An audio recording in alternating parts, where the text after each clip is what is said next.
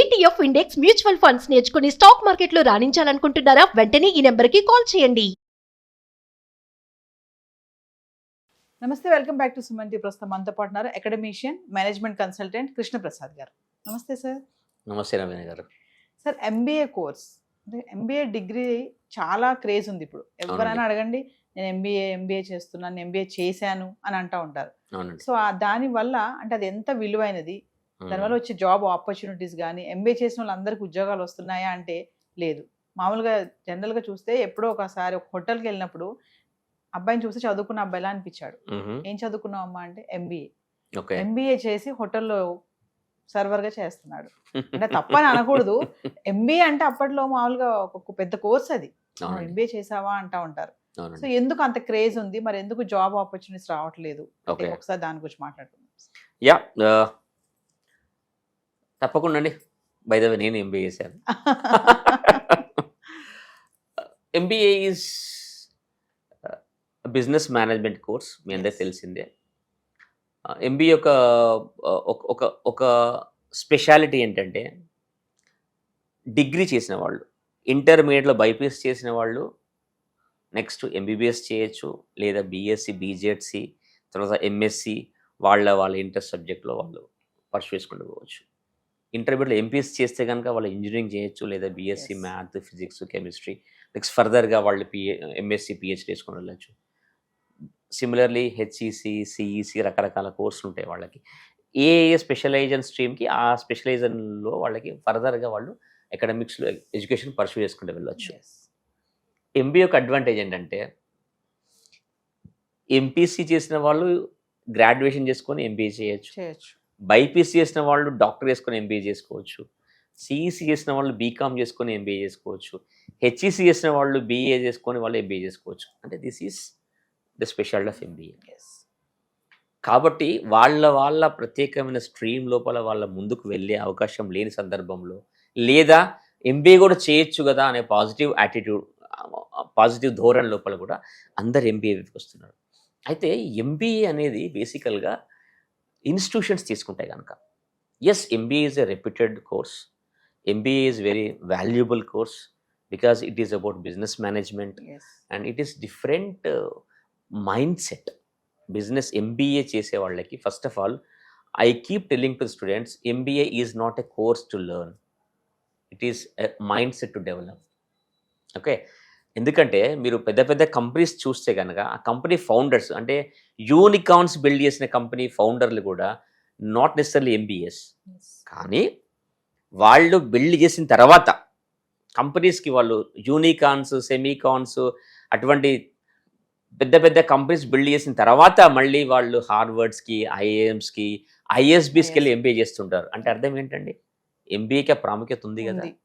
Problem ఏంటంటే, ఈరోజు flow of students ఎలా అయితే గ్రాడ్యుయేట్ అయ్యి బయటికి వస్తున్నారో, వాళ్ళు వచ్చిన వాళ్ళు కెరీర్ ఆప్షన్స్లో చూసుకునే కన్ఫ్యూజన్ లోపల సరైన అవగాహన లేకపోవడం వల్ల నలుగురితో నారాయణ లాగా నేను ఎంబీఏ చేస్తానని చెప్పేసి డిసైడ్ చేసుకుని ఎంబీఏ వెళ్ళిన తర్వాత ఎప్పుడు బయటకు వస్తారో అక్కడ తేడా వస్తున్నది. ఒక సామెత ఉంది, గార్బేజ్ ఇన్ గార్బేజ్ అవుట్ అంటారు, గోల్డ్ ఇన్ గోల్డ్ అవుట్ అంటారు. అంటే మనం లోపలికి వెళ్ళినప్పుడు ఎటువంటి కేపబిలిటీస్ వెళ్తున్నాం, మనం బయటికి ఎలా మనం రిఫైన్ చేసుకొని వస్తున్నది వెరీ ఇంపార్టెంట్. సో ఇవాళ ఎంబీఏ ఇన్స్టిట్యూషన్స్ లోపల కూడా ఎవరైతే పిల్లలు జాయిన్ అవుతున్నారో వాళ్ళు అసలు ఫస్ట్ ఆఫ్ ఆల్ అక్కడికి వెళ్ళిన పర్పస్ ఏంటి, ఆ కోర్సు యొక్క ప్రాముఖ్యత ఏంటి, దానివల్ల మనం ఎటువంటి ఉద్యోగ అవకాశాలు ఉంటాయి, అటువంటి ఉద్యోగ అవకాశాలని నేను అందిపుచ్చుకోవాలంటే కేవలం ఎంబీఏ అనే ఒక సర్టిఫికేట్ డిగ్రీతో బయటికి రావాలా, లేదా దానికి కావలసిన స్కిల్ సెట్స్, కాంపిటెన్సీస్ నేను నేర్చుకొని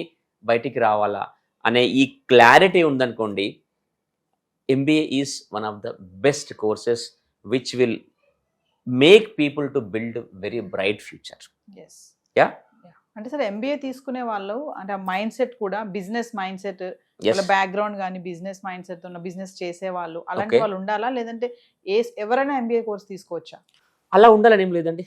it is not necessary to have a business background, it is not necessary to have a business family background, rather it is all about. చెప్తున్నాను కదండి, ఇప్పుడు Abdul Kalam is a missile man అంటారు కదా, అంటే background ఏంటండి, లేదు కదా.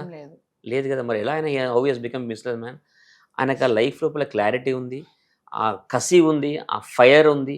ఆయన అలా తనకు తాను ఆయన బిల్డ్ చేసుకుంటూ గ్రో అయ్యాడు, తనకు తాను నర్చర్ చేసుకుంటూ గ్రో అయ్యాడు. సిమిలర్లీ ఎంబీఏ చేసేవాళ్ళు కూడా వెళ్ళాక కావాల్సిన ఎకో సిస్టమ్ అంటారు దాన్ని, ఈ బిజినెస్ ఎకో సిస్టమ్ లోపల ఫిట్ అయ్యే ప్రయత్నం చేయాలి. ఖచ్చితంగా కాలేజీలో ప్రొవైడ్ చేస్తుంటారు వాళ్ళకి. ఈరోజు బోల్డ్ అండ్ ఎకో సిస్టమ్స్ అంటే చాలా ఆర్గనైజేషన్స్ ఉంటాయి మనకి. మన హైదరాబాద్ మేనేజ్మెంట్ అసోసియేషన్ అని చెప్పేసి, లేకపోతే టై అని చెప్పేసి, ద ఇండస్ ఆంటర్ప్రినర్స్ అని చెప్పేసి, టీ హబ్ ఉంది. చాలా ఎకో సిస్టమ్స్ మార్కెట్లో ఉన్నాయి. ఎంబీఏ చేసే ప్రతి స్టూడెంట్ కూడా ఆ 2 సంవత్సరాల కాలం లోపల నేను పుస్తకంలో ఏం నేర్చుకోవాలి, బయట ప్రపంచం ఏం నేర్చుకోవాలి అనే క్లారిటీ ఉండాలి. రెండిటికి ఖచ్చితంగా ఆ సమన్వయం చేసుకుంటూ బుక్స్కి నేను ఎంత టైం స్పెండ్ చేయాలి, ఇన్స్టిట్యూషన్ లోపల, బయట ఎకో సిస్టమ్ లోపల వేరే రకరకాల కంపెనీస్ తిరగాలి, ఈ సిస్టంలో నేను ఫిట్ అవ్వాలి, అన్ని రకరకాల ప్రాక్టికల్ ఎక్స్పీరియన్స్ కొరకు ఫుల్ లెంత్ ఎఫర్ట్ పెడితే తప్ప they will come out with the degree in hand. కానీ ఉద్యోగంలో ఇంటర్వ్యూకి వెళ్ళేసరికి వాళ్ళ ఎక్స్పెక్టేషన్ మీట్ కాలేరు. కాబట్టి this is very important. They have to balance between the classroom learning and the market learning. When they have this market learning exposure, this is called experiential learning అని మీకు ఇంత వీడియోలు చెప్పాను. అది కనుక develop చేసుకుంటే కనుక వండర్ఫుల్ కోర్స్. అంటే ఇప్పుడు మరి ఏ వస్తుంది కదా సార్, మరి దానికి ఎంబీఏకి ఏమన్నా ఎఫెక్ట్ ఉంటుందా? ఏ వస్తుంది, అన్ని ఎఫెక్ట్ అవుతున్నాయని చెప్పేసి అంటున్నారు. కమింగ్ టు ఎంబీఏ కోర్స్ ఉన్నటువంటి ట్రెండ్ కి ఇప్పుడు వస్తున్నటువంటి ఏఐకి ఒక్కసారి మాట్లాడుకుంటే. టెక్నాలజీ ఆల్వేస్ ఎస్ అండి, it's evolving and it is rapidly growing. దాన్ని ఎవరు ఆపలేరు, అవసరం కూడా. నేను ఎప్పుడు చెప్తుంటాను, technology should be an enabler. మనం దాన్ని టెక్నాలజీని ఏ రకంగా వాడుకుంటాము. ఇంతకుముందు నేను ఒక బిజినెస్ ప్రజెంటేషన్ చేయాలంటే ఐఎమ్ అన్ ఎంబీఏ రైట్. ఒకప్పుడు నేను బిజినెస్ మీటింగ్స్కి, రివ్యూ మీటింగ్స్కి వెళ్ళాలి, ప్రజెంటేషన్ చేయాలంటే నాకు హాఫ్ డే టైం తీసుకునేదండి. ఈరోజు అన్ని ఏఐ టూల్స్ ఉన్నాయి. I'm doing in half an hour. నా జాబ్ ఏం వెళ్ళలేదండి. చెప్పండి మీరు, ఇప్పుడు ఏఐ ఉంది, ఉద్యోగం పోయిందా? మరి పోలేదు. నేనేం చేశాను, టెక్నాలజీని నేర్చుకున్నాను. నేను అడాప్ట్ అవుతూ వస్తున్నాను, నేను మారుకుంటూ వస్తున్నాను, అప్డేట్ చేసుకుంటూ వస్తున్నాను. So technology, AI is a great support for MBA students, provided they know it how to use it properly. వాళ్ళకి ఆ స్కిల్ సెట్ ఉంది, ఆ క్లారిటీ ఉంది. How should I use technology? Definitely I will become the more demand resource in the market.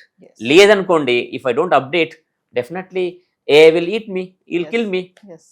వస్తున్నటువంటి టెక్నాలజీని మనం update చేసుకుంటూ వెళ్ళిపోవాలి. That is mandatory. This is not only for MBS. This is for everybody. ఈరోజు doctors చూడండి, వాళ్ళు they're using technology. Engineers, they're using technology. Everybody. Accounts లోపల, chartered accountants అనుకోండి, there are many tools. So what's happening is AI is as a subject, దాన్ని మన భూతంలాగా చూడకూడదు. భూతంలో చూడకూడదు దాన్ని. దాని ఒక సపోర్టివ్ ఫంక్షన్ లాగా, సపోర్టివ్ టూల్ లాగా చూసుకొని దాన్ని మనం ఉన్న రంగంలో, మనం ఉన్న ఫీల్డ్ లోపల దాని యొక్క ప్రాముఖ్యతని గుర్తించి దాన్ని ఏ రకంగా వాడుకోవాలి అనే ఆలోచన మనకి ఉండి, ఆ ప్రకారంగా మనం కనుక ప్రాక్టీస్ చేస్తే AI is going to help us to grow, not going to destroy us. Thank you very much.